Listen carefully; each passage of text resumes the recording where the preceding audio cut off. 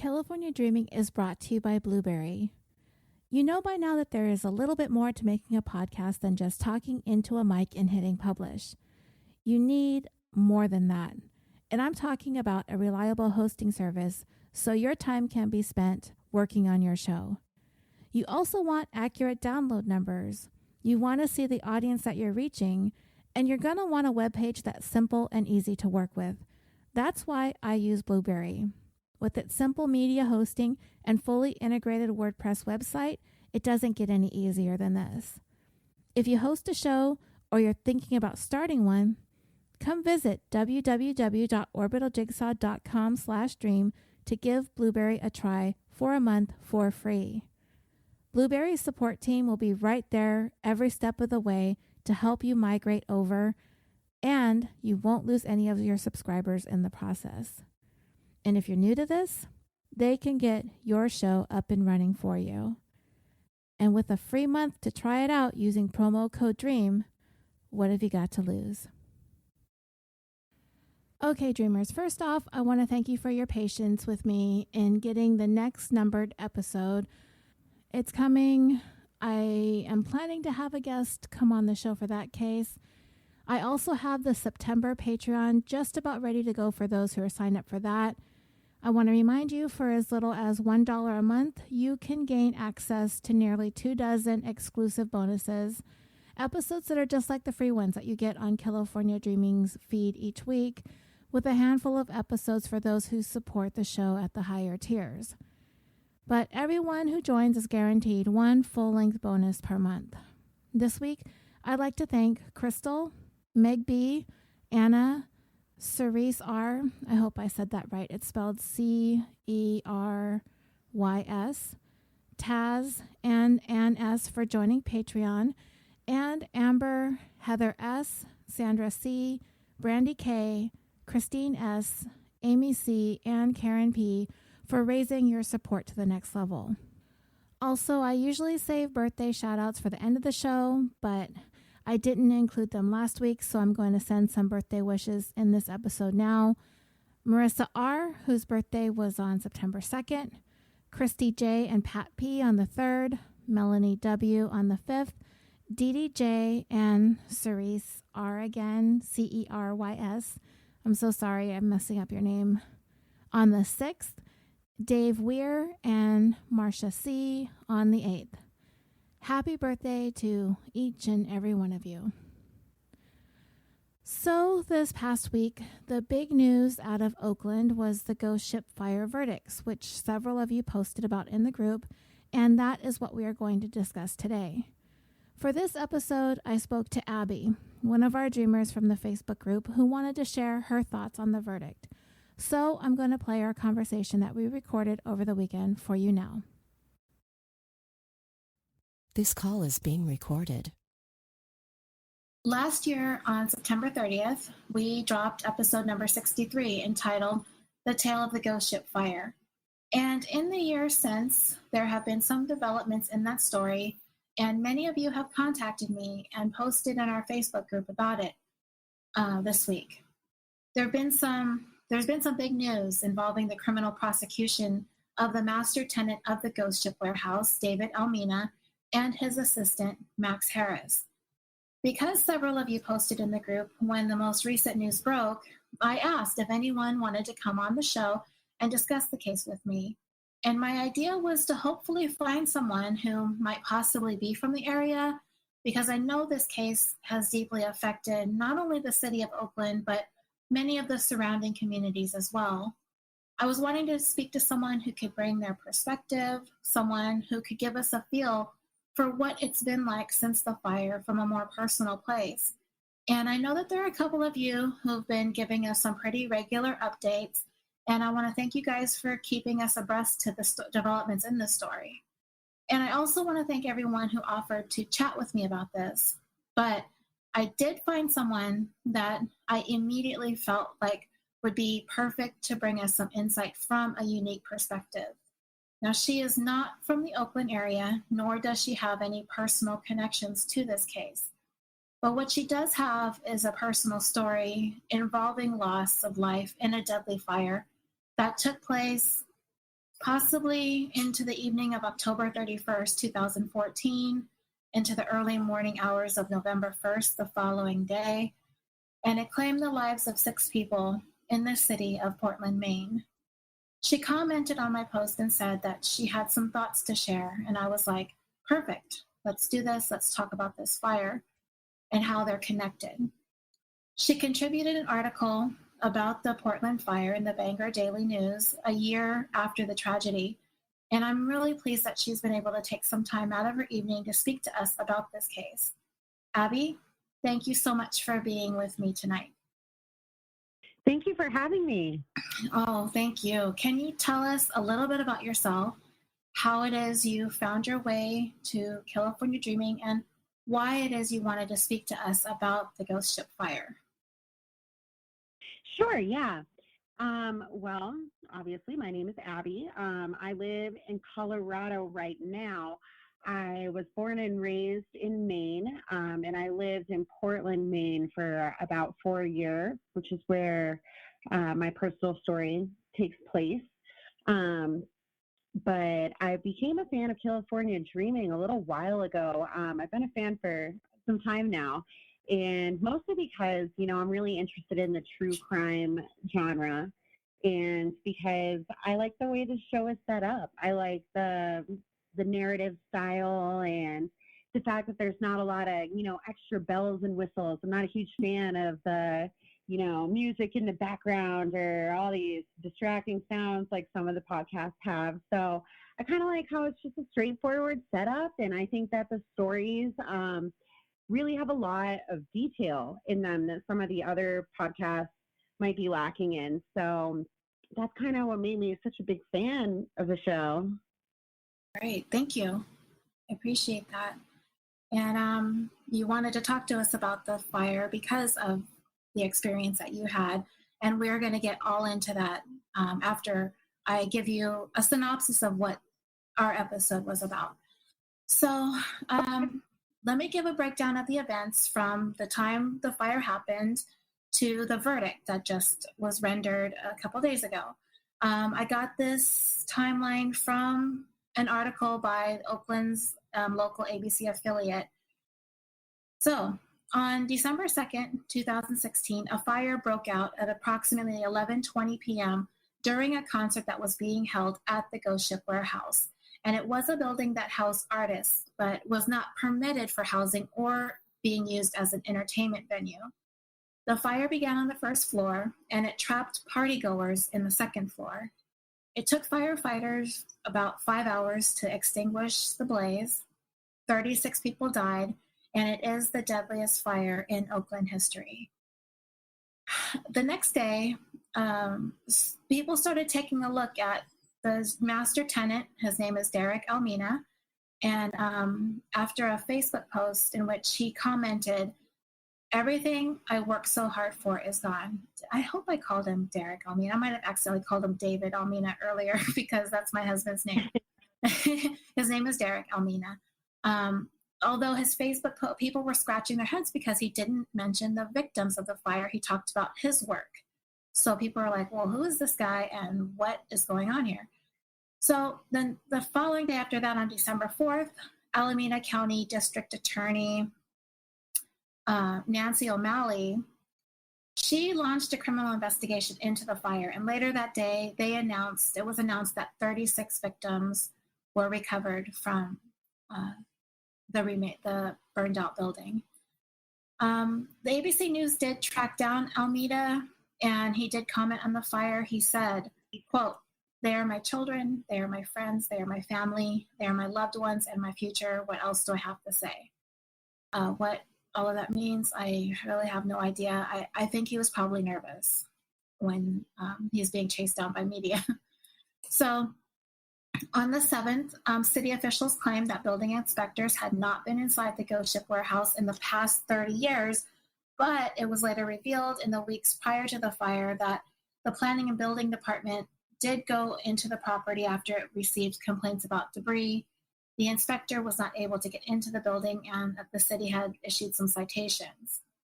On the 23rd, families of fire victims started filing lawsuits against the owners of the building, the primary tenant, and the event promoter. Lawyers for Derek Almina claimed that the fire originated in an adjacent building and that he was not responsible for the blaze, which we now know isn't true. Documents released by the city of Oakland showed that several agencies, including the police department, visited the ghost ship warehouse 35 times in the months and years leading up to the deadly fire. So it was a known hazard. The city was aware of it, yet this continued to go on. On March 14, 2017, Oakland Fire Chief Teresa Reed announced her retirement amid questions of inspection procedures and management following the ghost ship fire. 4 days later, Oakland City Attorney's Office was criticized for not sharing a critical report prepared by the fire department about the fire with the Alameda County District Attorney's Office. On March 24, 2017, the East Bay Times reported that the son of the building owner was aware of the electrical problems at the ghost ship fire 2 years prior to at the ghost ship warehouse 2 years prior to the fire. And then 6 months after the fire, on June 5th, 2017, Derek Almina and Max Harris were arrested and charged with felony involuntary manslaughter.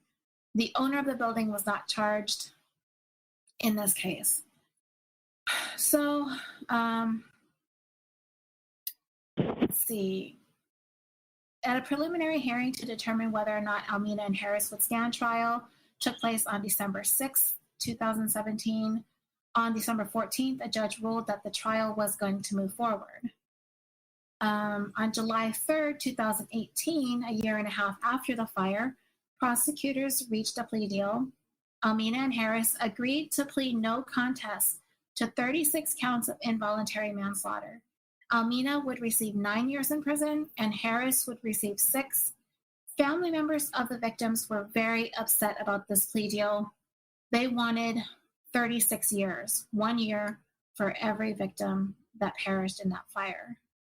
On August 10th, 2018, now this is about a month and a half before our episode on this dropped, the judge overseeing the case discarded the plea deal, stating that Almina and Harris were not accepting full responsibility and remorse for the fire, and they were going to move forward with the trial, which was a critical move in this case. In a stunning move, it was a stunning move. Almina was completely taken aback by this. The men were facing criminal prosecutions over the deaths of these 36 people in the fire at this point. They were going to have a trial. Max Harris's attorney wanted to sever his case from Derek Almina's, but that motion was denied. And the trial date was set for the following spring. Let's see.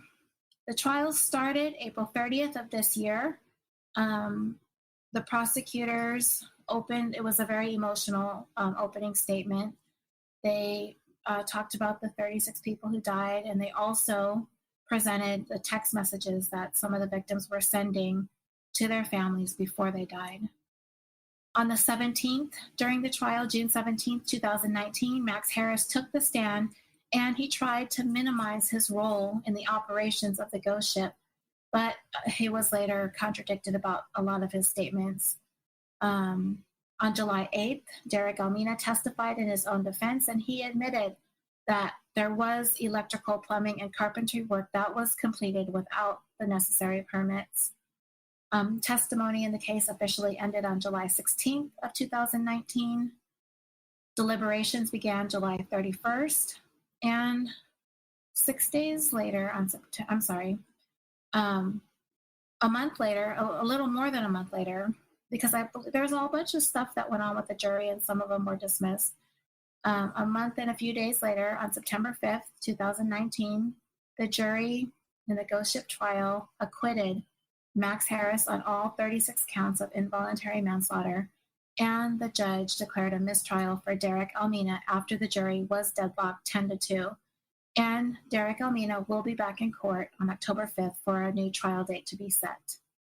So, before we discuss the verdict in this case, I want to talk about the Portland, Maine fire first. And I'm going to give you a quick factual background, and then I'm going to hand it over to Abby, and she could talk about her personal story when it comes to this fire over there in Portland. So the information on the Noyne Street fire I gathered from the website of the attorney who represented the property owner of the home on Noyne Street that was destroyed in the fire, and his name is Gregory Nisbet. In the early morning hours of November 1st, 2014, a fire destroyed Nisbet's property, and a subsequent investigation revealed that the cause of the fire was something that had been smoked that had not been properly or fully extinguished when it was discarded into a plastic container or a trash bin located on the front porch of the home.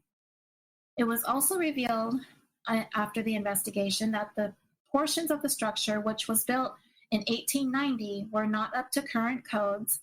The hallways inside the structure were congested with personal belongings, I guess just random items that were just being stored there.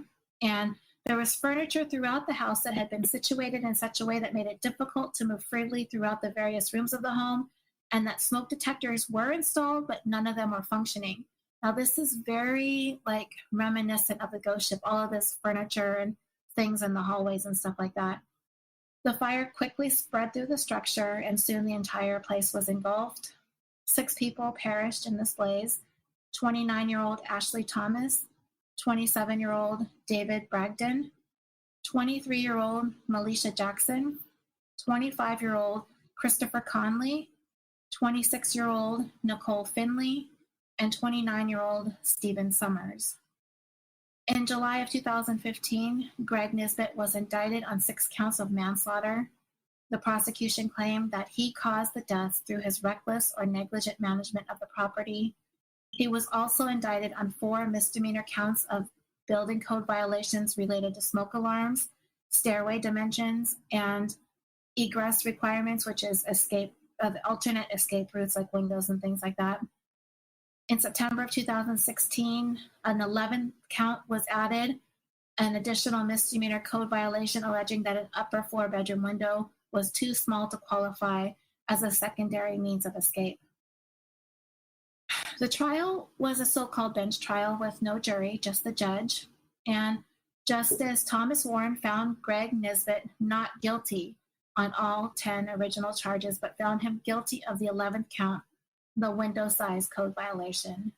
There was no evidence that anyone attempted to use that window to escape or that the window caused a death, but the judge found that it was too small to comply with the modern code standards requiring an egress opening of 5.7 square feet. Though the window was destroyed in the fire, they relied on measurements of the charred opening, photographs from before the fire, and witness testimony. Greg Nisbet was sentenced to 90 days in jail and to pay $1,000 in fines. So he did appeal the verdict, and it went all the way to the Maine Supreme Court, but the court sided with the state and affirmed his conviction. He was ordered to serve his 90-day sentence, and he was released from jail on the 4th anniversary of the fire, October 31st, 2018.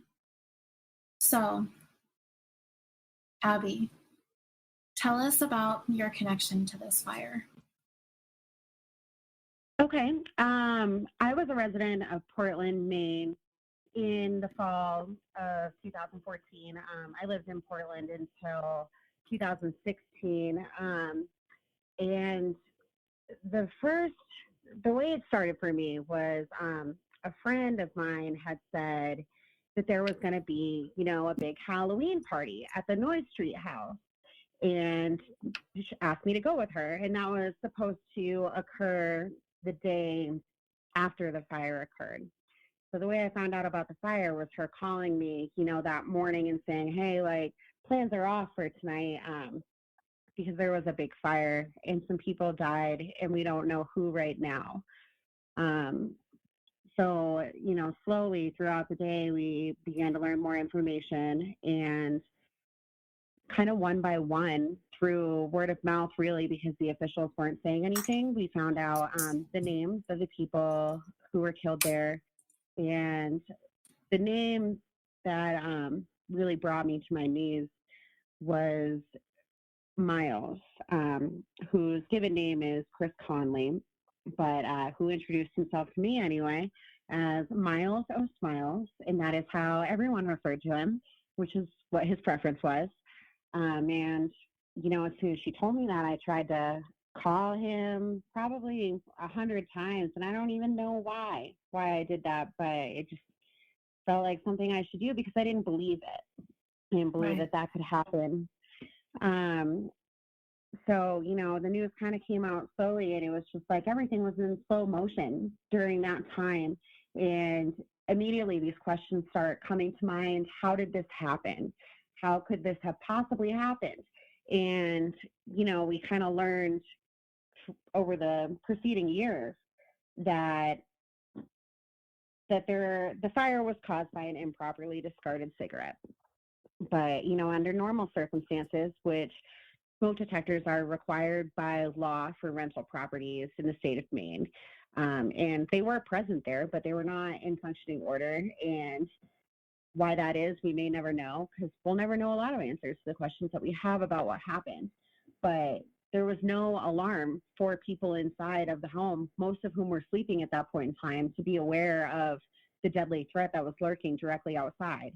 So 3 of the deceased persons were found on the 3rd floor of the home, which should not have been a rental area at all, according to the designation of a single family dwelling, which is what Nisbet's defense attorneys argued the home was. State prosecuting attorneys argued that it was a boarding home, mostly due to the rental agreement that went on there, which was that they didn't have a lease. He rented without contracts. They paid rent separately, and some of the tenants had locks on the outside of their doors. So it's my understanding that he was pretty lackadaisical when it came to renting to people. Like, he didn't require a whole lot in terms of, you know, like you said, no contracts. He probably didn't do any credit checks. You know, it was and that's kind of why people like the guy, because that's exactly right. Right. Absolutely. And it wasn't his only rental property in Portland.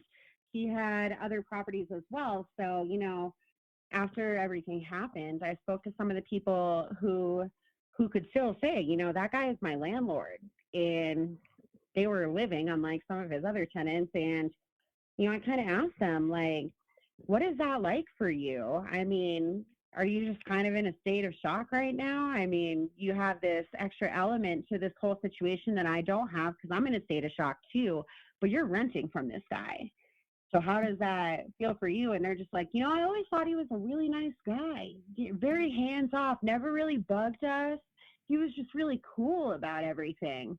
And it seems like that's kind of, you know, how the guy was known. And I thought it was interesting when I was reading about the ghost ship fire, how there was a former tenant that lived there who said, you know, it's unfair to point fingers at Derek Almina, because all that he ever did was try to create this safe space, this community for these artists, and it's unfair to point the blame at him, which I entirely disagree with. But that sentiment was kind of reminiscent of the sentiment in Portland regarding Nisbet from a few select people.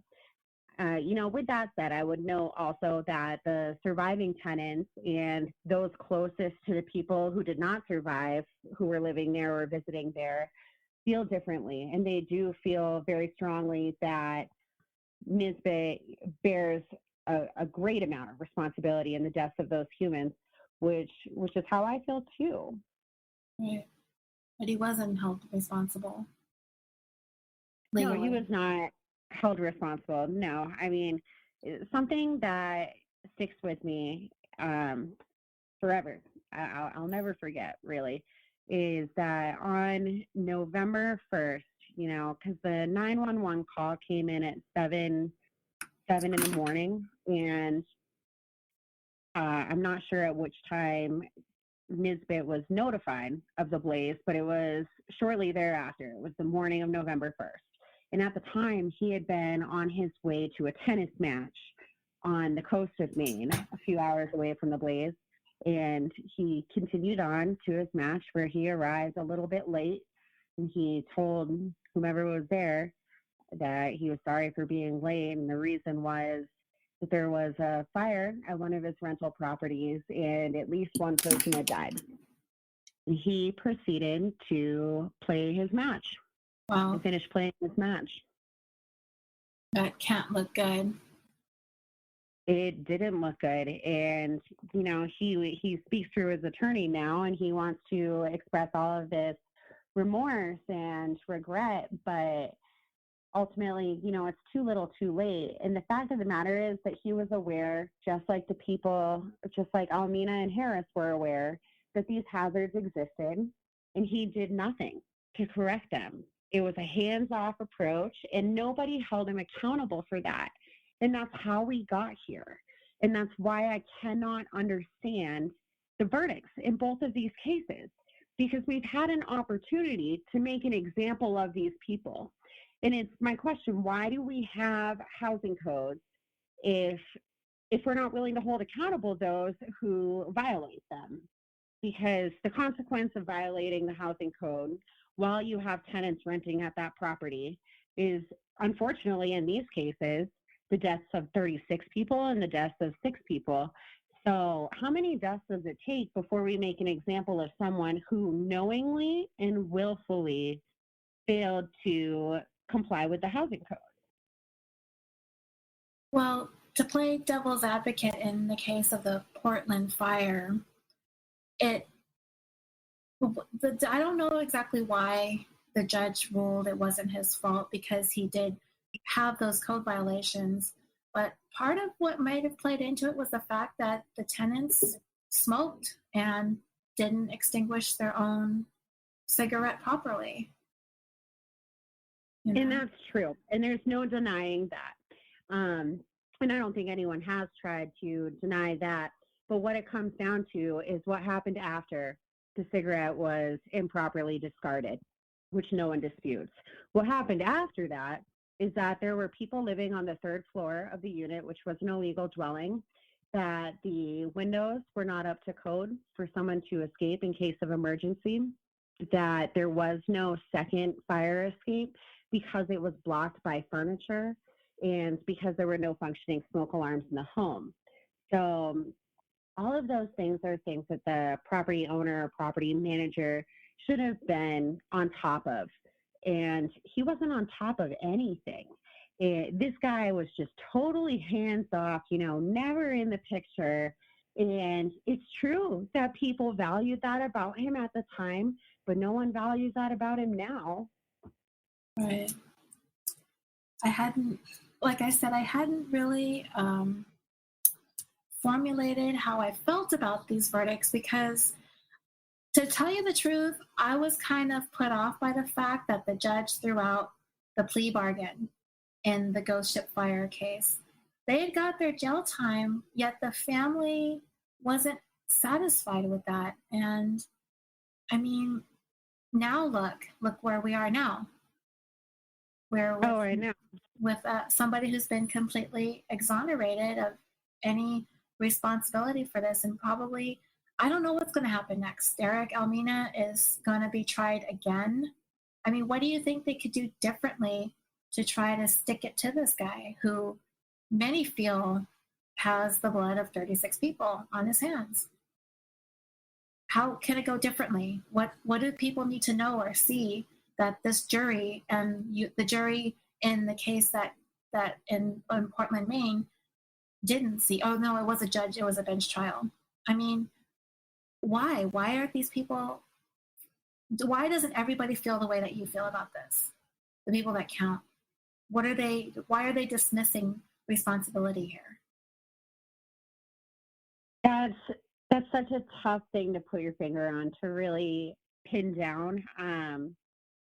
I think that a huge part of it, honestly, is the accountability of city officials in the entire trial and in the entire situation that we have here, because those officials, in my opinion, are also culpable for this, because these because they had the information that let them know that this place was not up to code, that it was virtually a death trap, which is a word that's been used repeatedly regarding the ghost ship. And ultimately, it was an accurate term. Yeah. And, in the aftermath, we've seen that repeated requests for the city records have been denied. City officials don't want to talk about it. And you have to ask, why is that? And I think the answer is very obvious, which is that they didn't really do their jobs. So in order to fully put all of the information forward, which relies on some of those records from the city, which I wouldn't be surprised if there are some that have yet to be released. I mean, they were certainly reluctant at first, and some of those have come to light now, but I don't think that all of them have.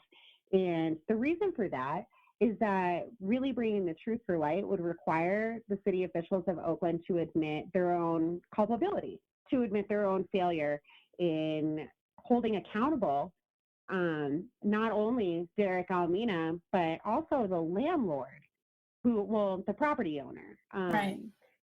Who's been out of the picture this whole time. And I don't know if she just has excellent attorneys or what's going on with that, but it's mind-boggling to me because she should be a part of it at the very least. There are certainly criminal charges that could be brought there as well. But the fact of the matter is, I have a feeling that she's going to be on the hook for a civil case because she did collect insurance money. She got, I want to say $3 million. I can't remember if it's 1.3 million or 3 million. Right. So I think they were waiting for the criminal trial to play out. Then the civil trial is going to come up next. The civil suits are going to come. They have to wait for this first. And now that the fact that Derek Almina might be retried is going to prolong that process even more.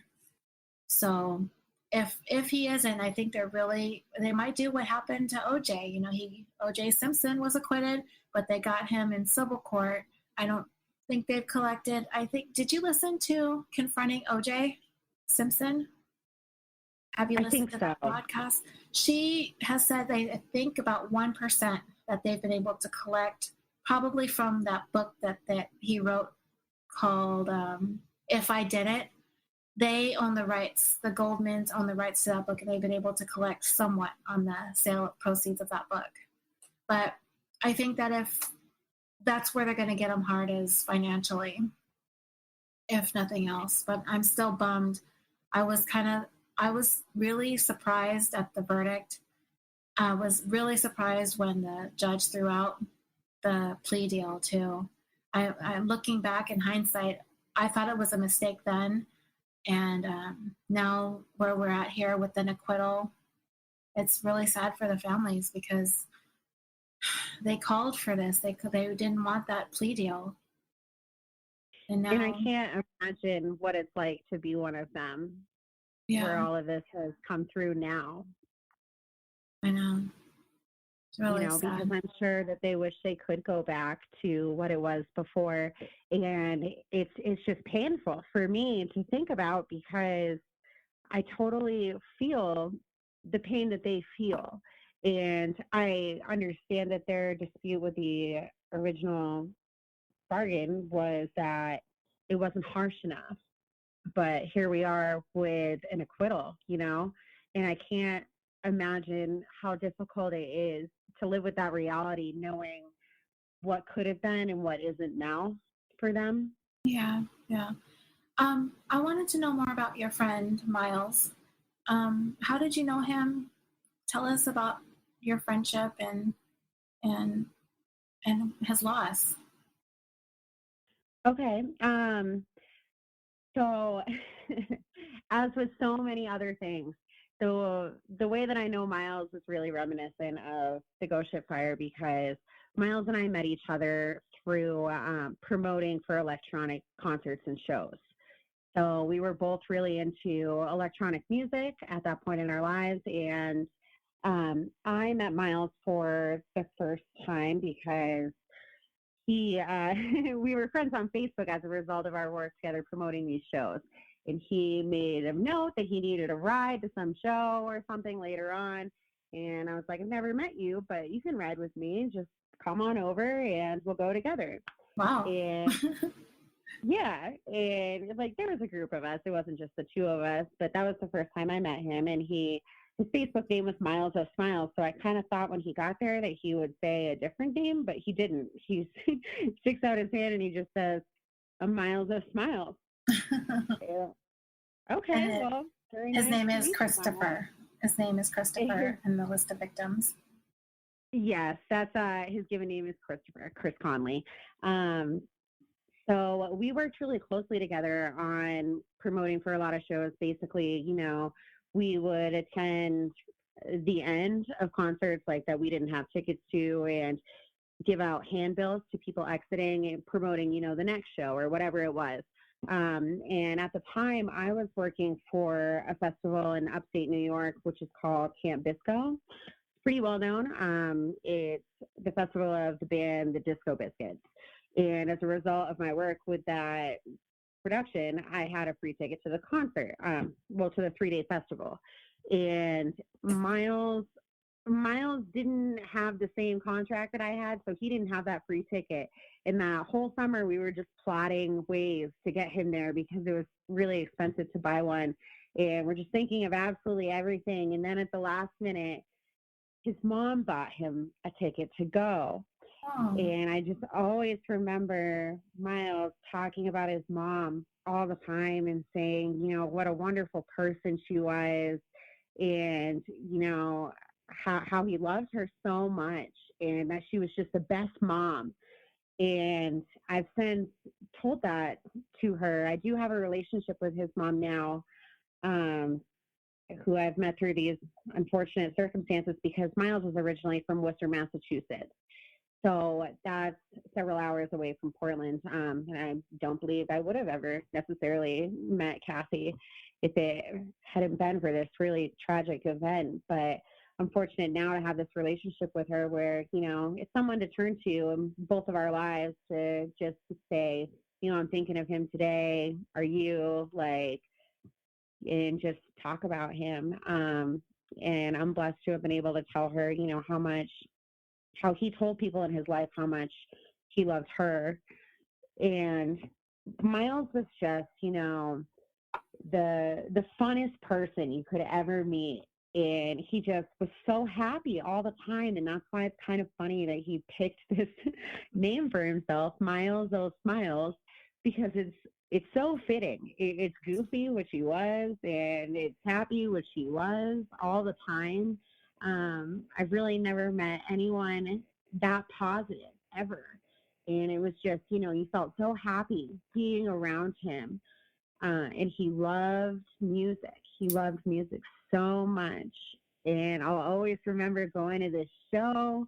So it was Government Mule, which is kind of an older band. And there were a lot of older people at the show who were sitting in seats that they paid a lot of money for. But Miles was dancing around in the little space in front of those seats, right in front of the stage, kind of blocking their view, basically just sorry about your bad luck. And just having a great time because that's who he was. I'm glad he's still in touch with his mom. She must have been devastated.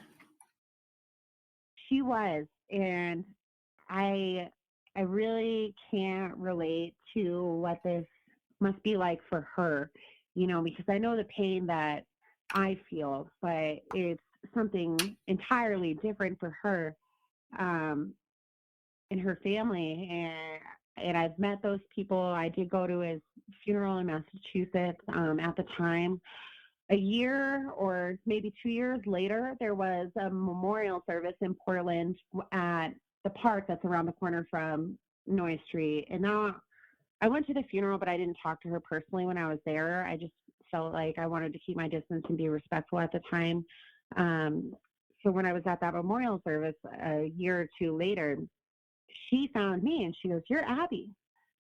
And I was, "Yes, I am." And she knew me because I had written those articles to the newspapers. And that meant so much to me because what it really meant was that it meant something to her when I wrote those. Right. So she ended up taking all of Miles' friends out to the restaurant that was around the corner. It's called Great Lost Bear. And she said, "You can thank Miles for this because his tax return is paying for it." So Wow. It was sad, but it was good. And it was just like really nice to get together with everybody who has been through this whole thing. And, there's no one else in the world who really knows what it feels like except for those people. Right. Tell us about the article that you wrote. It was a really great article. Really good. Thank you. I wrote that on the first anniversary of the fire, mostly because I feel so compelled to say something or do something, and there's nothing that you really can do or can say. I mean, we're coming up on the 5th anniversary now, and I can't write an article every year saying the same thing. But what I wanted to say was, because I feel like we missed an opportunity here. Like the trial hadn't been concluded at that time, but in retrospect anyway, I feel like we missed an opportunity because there could have been a legal precedent set here where Nisbet actually had the hammer come down on him for failing to maintain his properties. And that didn't really happen, but even before the trial for Nisbet took place or anything, the Portland city officials were stepping up their game in terms of inspections and writing violations and making it known that we are watching you and this stuff matters. So that was kind of my point in the letter to the editor that I wrote, was that, the officials are paying attention. And, on that same note, don't throw cigarettes away carelessly.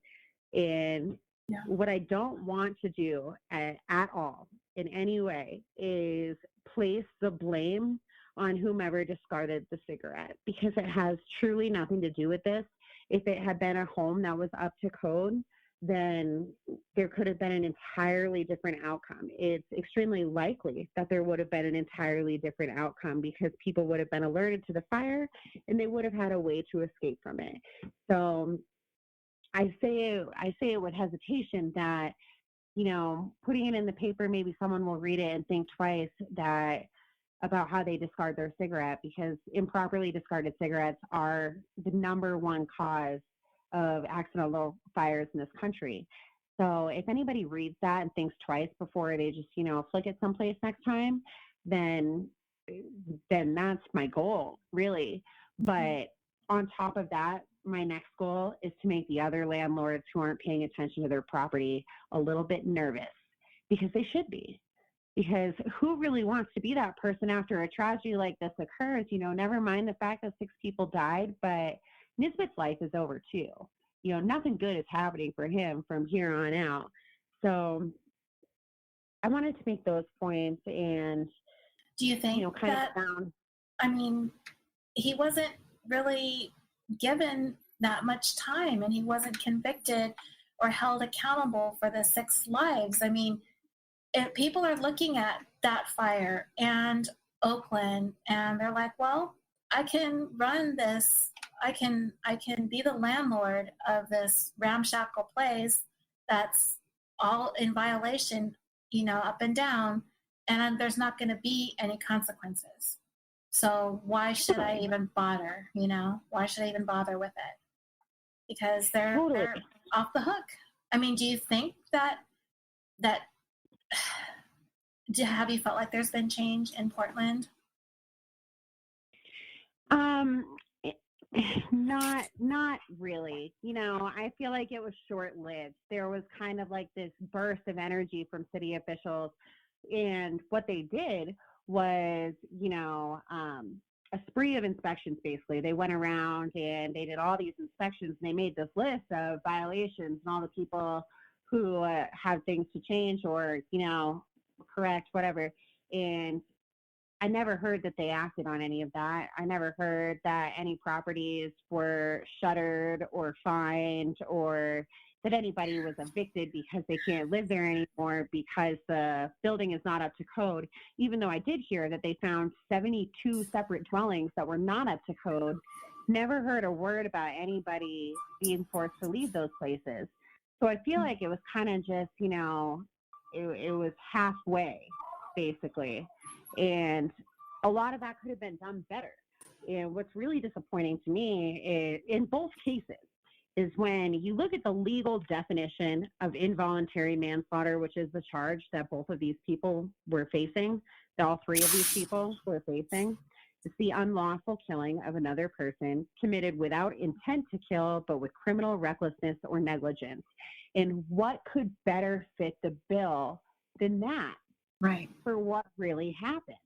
Mm-hmm. So when we had this opportunity to make an example of someone and actually prevent tragedies in the future by making those landlords who aren't in compliance a little bit nervous and causing them to act on their code violations, and we miss it. We just blow it. You know, the guy wasn't convicted. He's out and about living like a free man right now. And it's so offensive to absolutely everybody who knew the people who perished and who will never be the same for not having them in their life anymore. Is Nisbet still a landlord? I do not believe so. I believe that all of his properties were seized as he was convicted in civil court of, I'm not sure what he was convicted of, but I know that he has agreed to pay $300,000 to the victims' families, and that he has declared bankruptcy over this whole thing, pretty much. So his properties were seized as a result of the financial ruin that he suffered because of all of this. So he's not currently renting to anyone, but I also don't think that the guy is living under a bridge or anything like that. He had assets, and I don't know anybody who actually got any money from him. I just know that the properties were seized because of the agreement in civil court. Okay, so it was played out in civil court. It did, yeah. And $300,000 to the victims of the families when there's 6 of them is, nothing spectacular, but it doesn't really matter to any of them because it doesn't change a single thing. What would have really mattered to them is if the guy, spent some real time behind bars. And I do have to applaud the judge for, at the very least, sentencing the landlord to any time at all behind bars, because it's so highly unusual for a misdemeanor code violation. It's almost unheard of.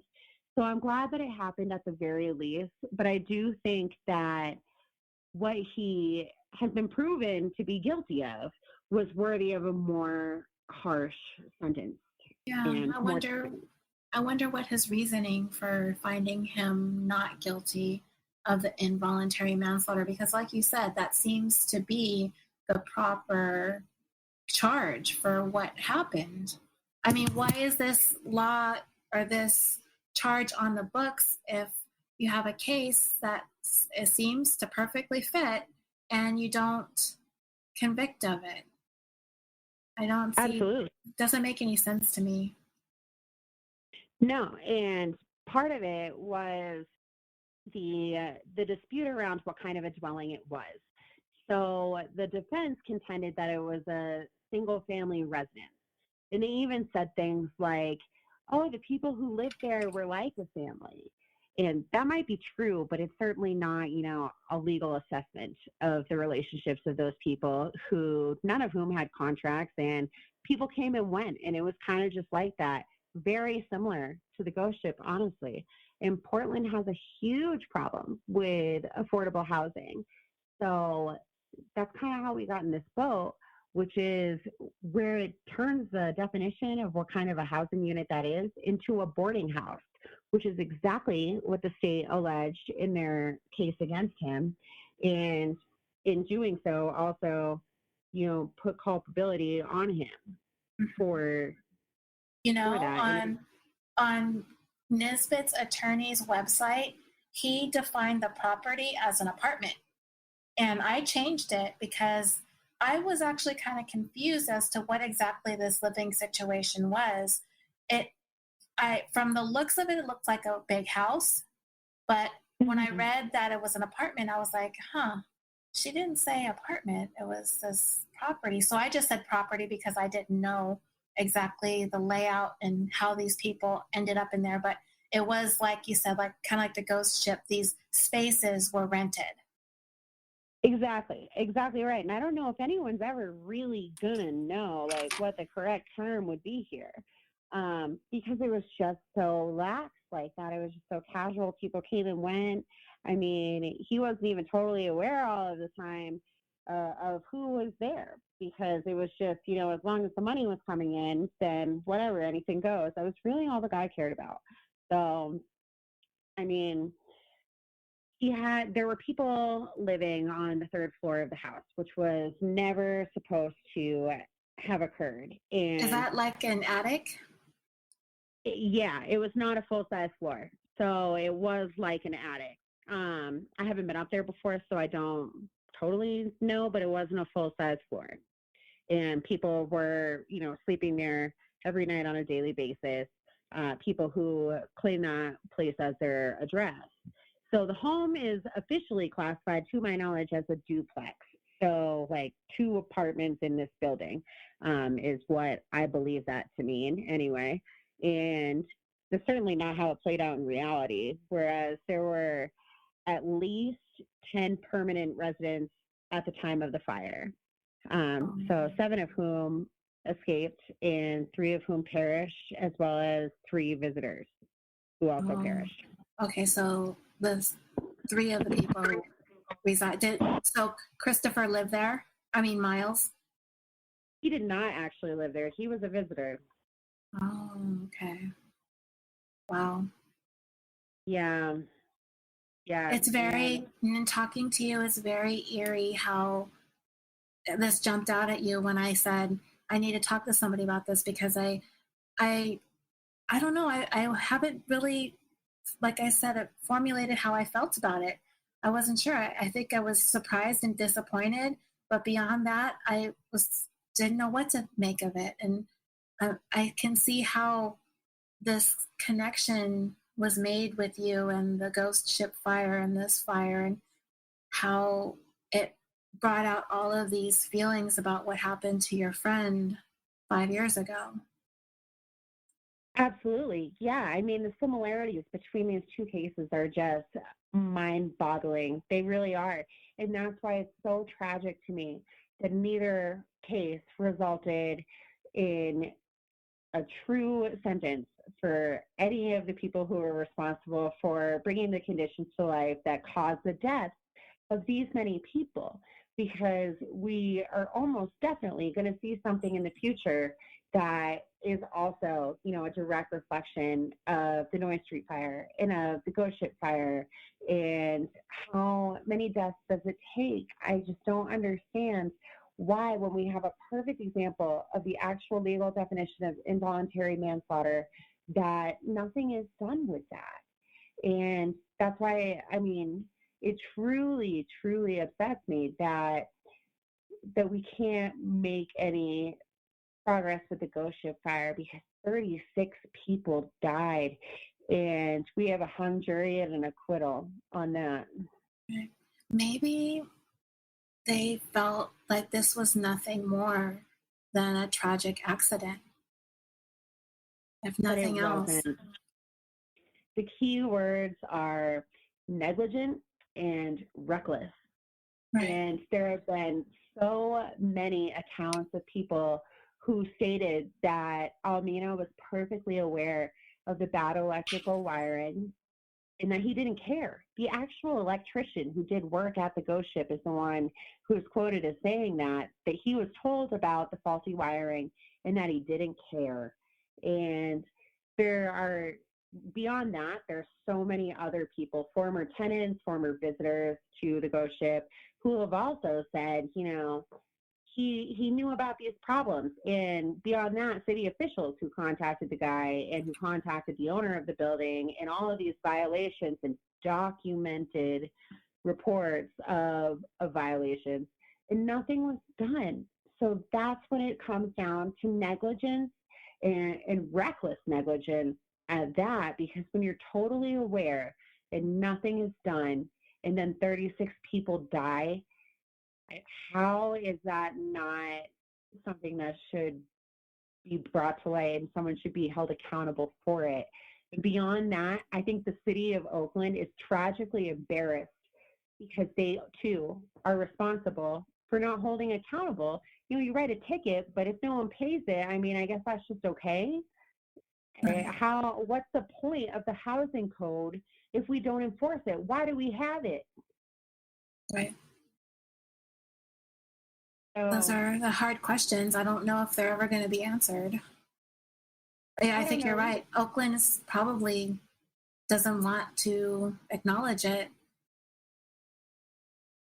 and I think that that's one of the major blockades in the conviction of Almina, and you know, one of the major contributors to the acquittal of Harris is that it's in the city of Oakland's best interest for both of those things to happen because they're culpable too. It requires releasing the documentation that says the city of Oakland knew just as well as these two did, and nobody did anything. The city didn't do anything, and Almina didn't do anything, and Harris didn't do anything. Right. And that's how we got here. And you know, it's tragic and it's embarrassing, but the fact that people are still trying to save face over it. That's interesting. I hadn't thought that this might be political. I do think that it is partially. I think that it's being swept under the rug in a large way because it's not, you know, appealing for a jury to hear that. We're bordering on conspiracy theories here, but for me, it's really just common sense. You have to look at what evidence could be presented to the jury and what evidence, you know, they had to tear those reports of housing violations. Like, they were not released willingly, you know. Yeah. It's supposed to be handed over the counter. Like, that's routine stuff. It's not classified or anything like that. And nobody could get those documents for months and months. And record releases were being denied repeatedly, and multiple newspapers in the area were reporting on that and how it was frustrating and quite unusual that those requests were being denied. And you know, you got to read between the lines sometimes, and that's my opinion, is that it's an embarrassment to the city of Oakland, and they are as culpable as these two are. And I feel the same way about Portland too. You know, the city of Oakland has a website for the firefighter department, which proudly states that all properties are inspected at least once annually. And as we know, that's just not true. So it's kind of embarrassing to be caught up in the middle of this when you just didn't do your job. 36 people are dead now. Well, thank you so much for talking to me about this. You gave me a lot to think about here. I'm glad. I hadn't really. Actually, the verdict just hadn't really sunk in for me. I've been kind of distracted and busy trying to get some of the other work done on the show, but I really appreciate you helping me fill in some time here with this episode, because I'm going to put this out in the next couple of days. I don't want to put it in place of the next episode that's supposed to be coming out on Tuesday, which I'm probably going to be behind on per usual. But thank you. Thanks for helping me with this and sharing about your friend, Christopher Miles of Smiles. And I'm sorry about your loss in that. Yeah, you know, I really feel like I've said my piece, and I'm really glad that I had the opportunity to come on and kind of share my perspective on this, at least. And it really means a lot to me to be able to talk about the Noise Street fire again, and remind people that it happened, and that, you know, those people were so loved and that we miss them so much. So it means a lot to me to be able to say that, and I'm really happy to have been able to speak with you. Oh, me too, and thank you. And we do have a couple of listeners I know of from Maine, and not very many, but there are a couple in the group who probably know about this story. So I'll post your article in the group, and as soon as this goes up, and so everyone can see and share and know the victims of that fire as well.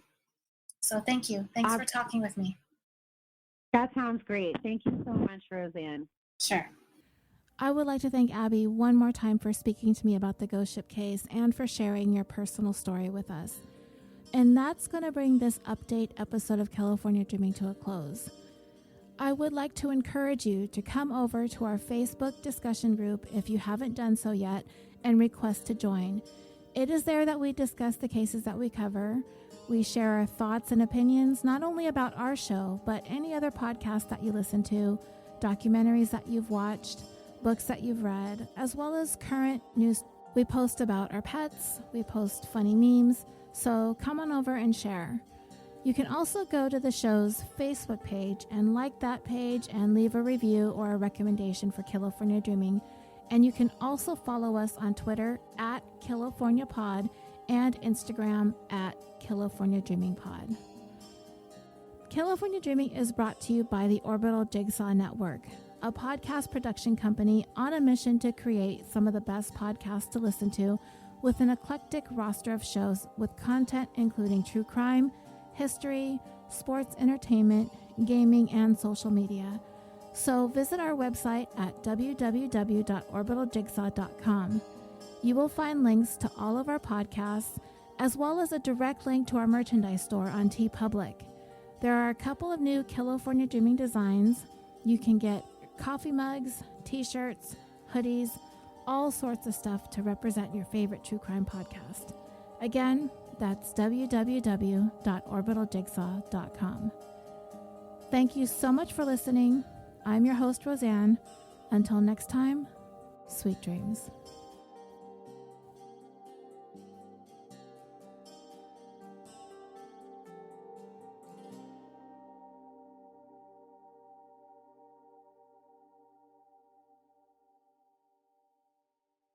Hey, Wendy, what you listening to? Oh, hey, Beth. I've just become obsessed with true crime. But I am wondering, you being the OG of true crime and everything, if there are any true crime stories out there about people of color or minorities. There are. I'm obsessed with true crime, too, and it's true. Not all serial killers are white dudes. Get out of here. Really? That's right. Not all serial killers are white. Or, get this, even dudes. Stop. And you know what? Fruit Loops Serial Killers of Color is a podcast all about them. That's right. We take deep dives into the lives and crimes of people of color and their victims that the news leaves out because, well, the news is racist. Allegedly. Ever heard of Swift Runner? The dating game killer? The Taco Bell Strangler? Or La Matavejitas? Well, if you want to hear about them and other true crime stories about people of color, women, LGBTQ, and any other minorities, then listen and subscribe to Fruit Loop Serial Killers of Color wherever you get your podcasts.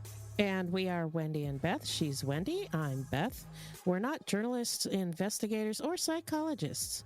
Just a couple of gals interested in true crime. Mm-hmm. New episodes drop every Thursday, so look alive, guys. It's crazy out there.